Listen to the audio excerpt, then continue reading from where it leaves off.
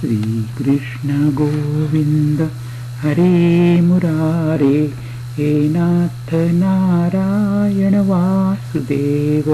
श्रीकृष्ण गोविंद हरे मुरारे, हे नाथ नारायण वासुदेव। श्रीकृष्ण गोविंद। श्रीमद् भागवत कथामृत भाग 24। अध्याय 48। भगवंतांची कुब्जा आणि अक्रूर यांच्या घरास भेट। भगवान श्रीकृष्णांनी पूर्वी दिलेल्या वचनानुसार एके दिवशी ते उद्धवासह कुब्जेच्या घरी गेले। प्रत्यक्ष भगवंतांना आलेले पाहून कुब्जेने त्यांचे उत्तम प्रकारे स्वागत करून विधिवत पूजा केली। भगवंतांना तिने अनुराग दिला होता, त्याचे फलस्वरूप त्यांनी तिच्या पूजेचा स्वीकार केला आणि आपल्या सानिध्याचा लाभ तिला प्रदान केला। तिची सारी आकांक्षा पूर्ण केली। यानंतर कृष्ण आणि उद्धव आपल्या राजप्रासादात परतले। शुकदेव परीक्षिताला पुढे सांगू लागले, राजन, एके दिवशी भगवान श्रीकृष्ण, बलराम आणि उद्धव अक्रूर महाराजांचे घरी गेले। अक्रूरांनी दुरूनच पाहिले की भगवान श्रीकृष्ण आपल्या घरी येत आहेत। ते त्वरित उठून भगवंतांच्या स्वागतासाठी पुढे आले। सर्वजण स्थानापन्न झाल्यानंतर अक्रूरांनी प्रथम भगवंतांचे चरण धुतले आणि चरणोदक आपल्या मस्तकी धारण केले। नंतर त्यांनी अनेक प्रकारच्या पूजा सामग्रीने, दिव्य वस्त्र, गंध, माला आणि श्रेष्ठ आभूषणांनी भगवंतांचे विधिवत पूजन केले। अक्रूर श्रीकृष्णास म्हणाले,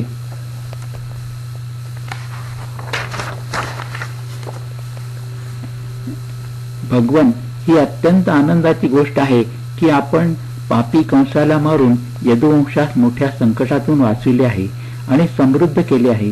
अशा प्रकारे केलेली पूजा आणि स्तुती ऐकून भगवान अक्रूरास म्हणाले, तात, आपण आमचे गुरु, हितोपदेशक आणि काका आहात। आम्ही तर आपले बालक आहोत आणि नेहमीच आपल्या कृपेचे पात्र आहोत। काका, आपण आमचे हितैषी आणि सुहृदामध्ये सर्वात श्रेष्ठ आहात। यासाठी पांडवांचे हित करण्यासाठी आणि त्यांचे क्षेमकुशल जाणण्यासाठी तुम्ही हस्तिनापुरी जाऊन या। श्रीकृष्णाच्या विनंतीनुसार अक्रूर हस्तिनापुरी गेले। ते प्रथम धृतराष्ट्र, भीष्म, विदुर, कुंती, द्रोणाचार्य, कृपाचार्य, कर्ण, दुर्योधन, अश्वत्थामा, युधिष्ठिर आणि चारी भावंडांना भेटले। सर्वांनी त्यांना श्रीकृष्ण, बलराम, देवकी, वसुदेव या सर्वांबद्दल क्षेमकुशल विचारले। धृतराष्ट्र पांडवांशी कसे वागतात हे जाणण्यासाठी अक्रूर हस्तिनापुरात 5-6 महिने राहिले होते। अक्रूराने हे जाणले की धृतराष्ट्र आपल्या दुष्ट पुत्रांच्या इच्छेविरुद्ध काहीच करण्याचे साहस करू शकत नव्हते। ते शकुनी आदी दुष्टांच्या आदेशानुसार राज्यकारभार चालवित होते। अक्रूरांना कुंती आणि विदुरांनी सांगितले की धृतराष्ट्राचे पुत्र दुर्योधन, दुःशासन आदी पांडवांचे शौर्य, शस्त्रकौशल्य, बळ, वीरता आणि सद्गुण पाहून ते पांडवांचा द्वेष करतात। अक्रूर महाराज धृतराष्ट्राचा अभिप्राय जाणून आणि कुरुवंशीय स्वजन संबंधितांचा निरोप घेऊन मथुरेस परत आले। अक्रूराने भगवान श्रीकृष्ण आणि बलराम यांच्या समोर धृतराष्ट्राचा सर्व व्यवहार आणि पांडवांना देण्यात येणाऱ्या वागणुकीचे सविस्तर वर्णन करून सांगितले।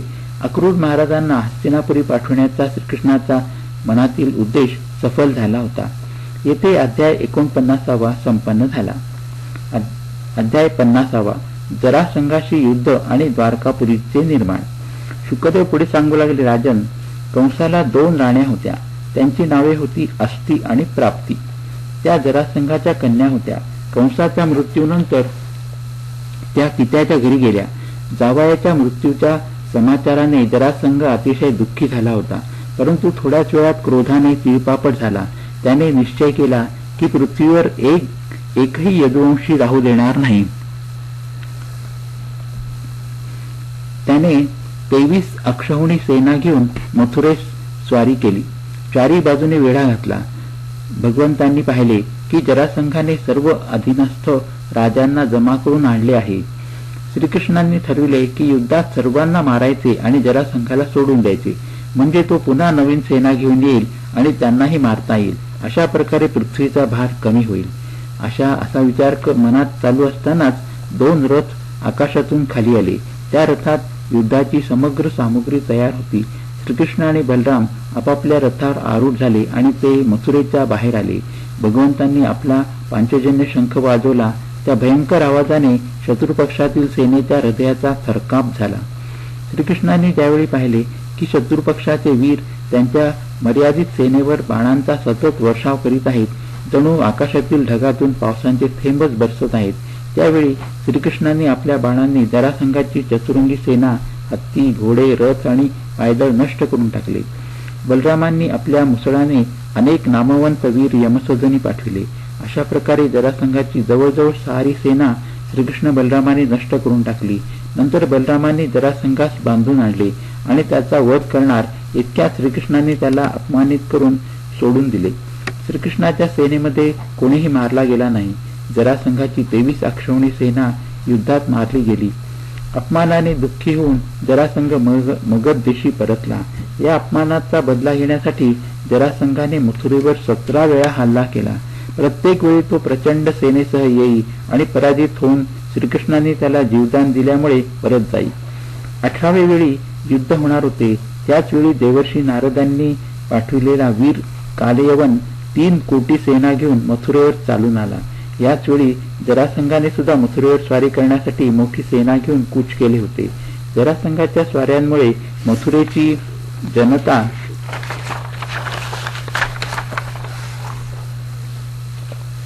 अत्यंत त्रस्त झाली होती. त्या त्रासापासून मुक्त होण्यासाठी भगवंतांनी समुद्राजवळ एक दुर्गम नगर वसविले. या नगरीची रचना विश्वकर्म्याने केली होती. या नगरीच्या प्रत्येक वास्तूमध्ये विश्वकर्म्याचे विज्ञान आणि शिल्पकलेची निपुणता प्रकट होत होती. येथील मोठे मोठे रुंद रस्ते, सुंदर सुंदर उपवने यांनी शहराची सुंदरता वाढविली होती. देवराज इंद्राने पारिजात वृक्ष आणि सुधर्मा सभा पाठविली होती. या सभेचे वैशिष्ट्य असे होते की या सभेत बसलेल्या सभासदांना भूक, तहान आदी मृत्यूलोकाचे धर्म स्पर्श करू शकत नव्हते. धनपती कुबेराने आपले 8 निधी पाठवून दिले होते. वरुणाने अनेक श्यामकर्ण घोडे पाठविले होते. भगवान श्रीकृष्णाने आपल्या अचिंत्य महाशक्ती योगमायेद्वारा सर्व स्वजन आणि मथुरेच्या समस्त प्रजाजनांना द्वारकेस पाठवून दिले आणि निवडक सेनेसह ते बलरामासह मथुरेत राहिले. येथे अध्याय 50वा संपन्न झाला. अध्याय 51 कालयवनाचा मृत्यू आणि मुचकुंदाची कथा. श्रीकृष्ण मथुरा नगरीच्या मुख्य द्वारातून बाहेर पडले त्यावेळी त्यांच्या हातात कोणतेही शस्त्र अथवा अस्त्र नव्हते. कालयवनाने भगवंताचे अद्वितीय रूप पाहिले आणि तो क्षणभर मोहितच झाला. परंतु आपल्या कर्तव्याची आठवण येताच तो सुद्धा शस्त्र अथवा अस्त्र न घेताच श्रीकृष्णांच्या मागे धावू लागला. परंतु भगवान त्याच्या हाती लागले नाहीत. तो मोठ्या आवाजात म्हणाला, हे श्रीकृष्णा, तू यजुवंशी वीर आहेस. तुला रण सोडून पळून जाणे शोभत नाही. परंतु भगवान त्याच्या बोलण्याकडे लक्ष न देता पर्वतावरील एका गुहेत शिरले. तेथे एक व्यक्ती झोपलेली होती. भगवंतांनी आपले उत्तरीय त्या निद्रिस्त व्यक्तीच्या अंगावर पांघरले आणि स्वतः एका शिळेच्या मागे जाऊन उभे राहिले. कालयवन भगवंताच्या मागे मागे धावत त्या गुहेत शिरला. त्याने तेथे एका निजलेल्या व्यक्तीस पाहिले.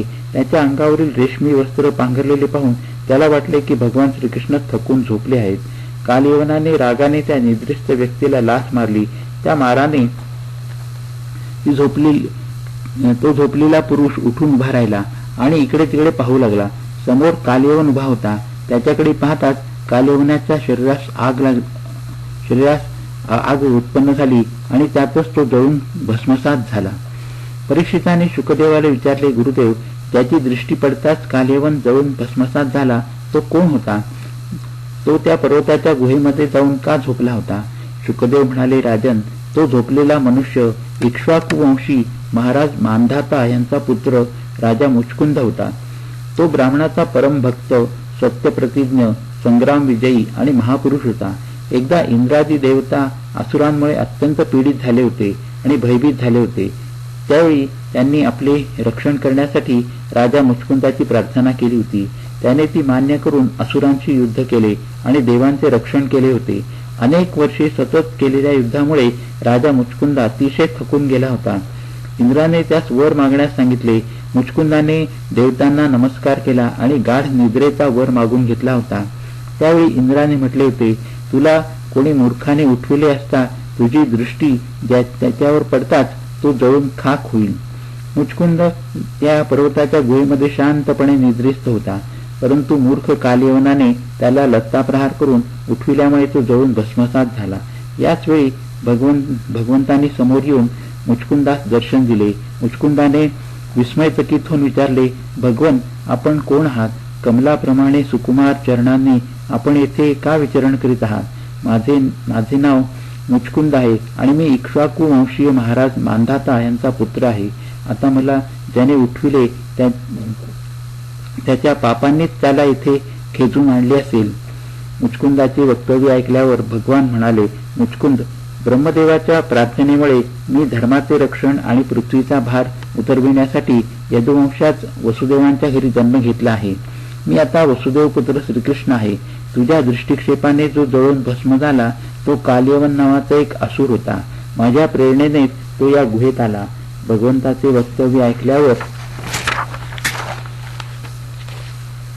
मुचकुंदाने अति श्रद्धाभावाने त्यांची स्तुती केली. श्रीकृष्ण म्हणाले, मुचकुंदा, क्षत्रिय धर्माचे पालन करीत असताना तू अनेक पशूंचा वध केलास. आता एकच चित्ताने तपस्या करून ते पाप धुवून टाक.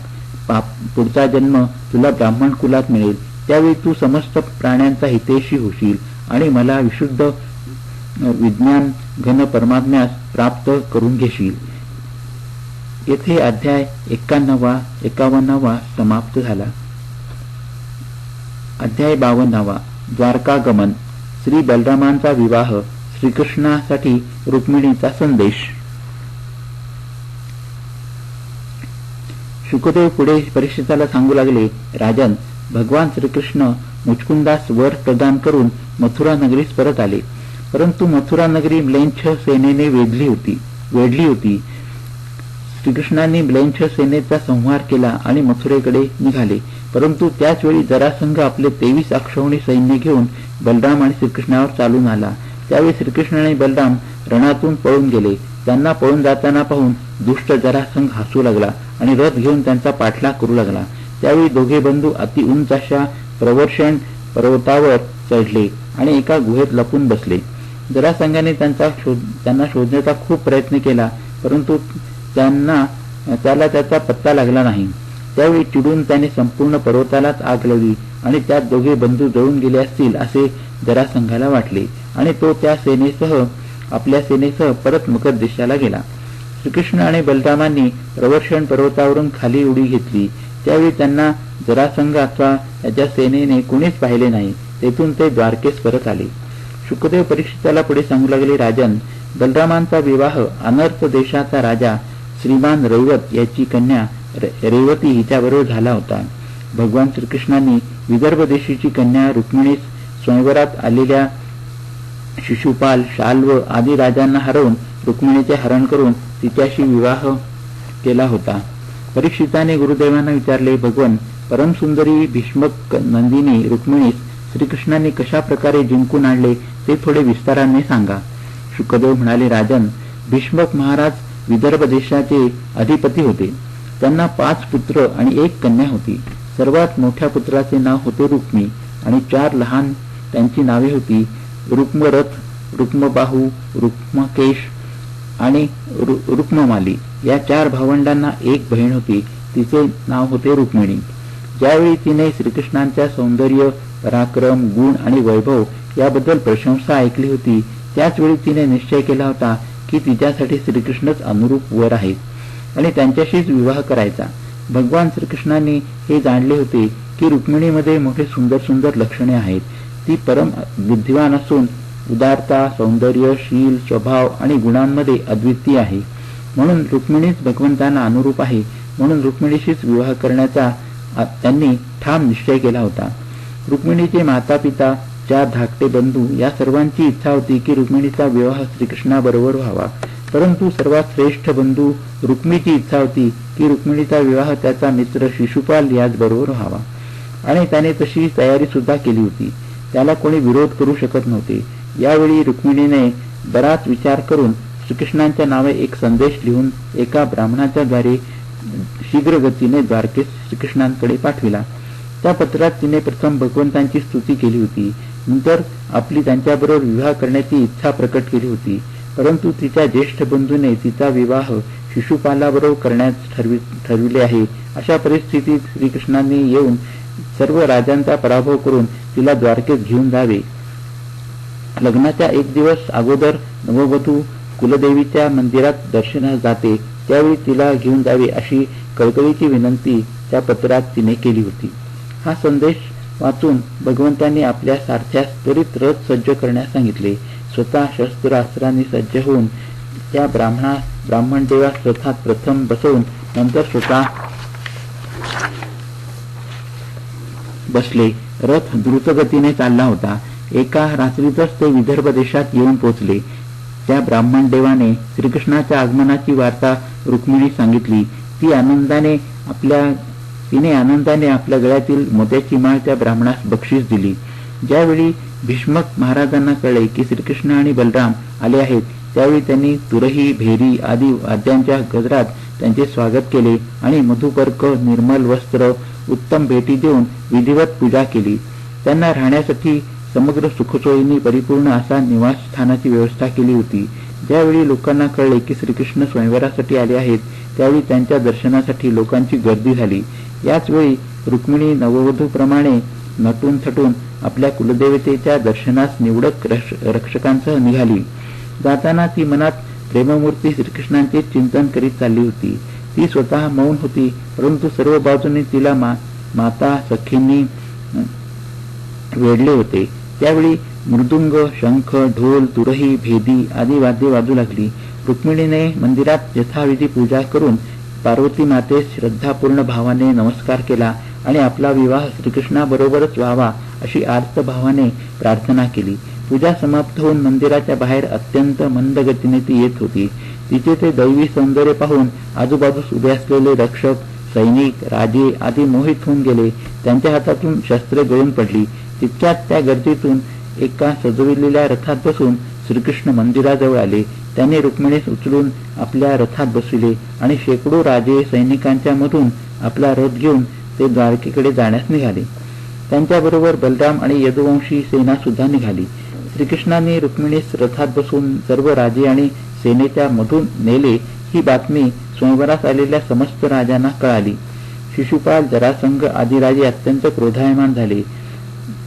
त्यांनी अंगात कवच घालून शस्त्र अस्त्र घेऊन ते श्रीकृष्णाच्या मागे धावले. यदुवंशी सेना आणि बलरामांनी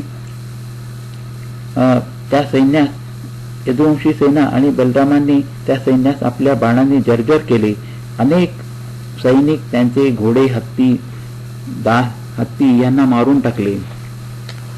बलरामांच्या अतुलनीय पराक्रमाने जरासंघ आपल्या उरलेल्या सेनेसह मागे फिरला. परंतु रुक्मिणीचा मोठा भाऊ रुक्मी श्रीकृष्णावर तुटून पडला. कृष्णावर चाल करण्यापूर्वी त्याने प्रतिज्ञा केली होती की जर तो श्रीकृष्णाचा पराभव करून रुक्मिणीस आणू शकला नाही तर तो राजधानी कुंडिनपुरात परत प्रवेश करणार नाही. श्रीकृष्ण आणि रुक्मिणीचे खूप भयंकर युद्ध झाले. श्रीकृष्णांनी रुक्मिणीचे सर्व बाण तोडून टाकले. त्यावेळी त्याने तलवार आणि ढाल घेऊन रथातून उडी मारली आणि श्रीकृष्णाच्या अंगावर चाल करून गेला. त्यावेळी श्रीकृष्णांनी आपल्या तीक्ष्ण बाणाने त्याची तलवार आणि ढाल तोडून टाकले आणि स्वतः तलवार घेऊन रुक्मिणीस मारण्यास रथातून उतरणार. त्याच वेळी रुक्मिणीने भगवंतांच्या चरणावर पडून करुण स्वरात ती म्हणाली, देवतांचे सुद्धा आराध्य दैवत जगतपते, आपण योगेश्वर आहात, परम बलशाली आहात, परंतु माझ्या भावाला मारणे आपणास योग्य नाही. श्रीकृष्णाने बलरामाच्या सांगण्यानुसार रुक्मिणीचे केस तलवारीने कापून त्याला विद्रूप केले आणि सोडून दिले. त्यानंतर सर्वजण द्वारकेस आले. एका शुभ मुहूर्तावर श्रीकृष्णाने रुक्मिणीचे विधिवत पाणी ग्रहण केले. येथे अध्याय 52, 53 आणि 54 संपन्न झाले. हरिओम तत्सत, हरिओम तत्सत, हरिओम तत्सत.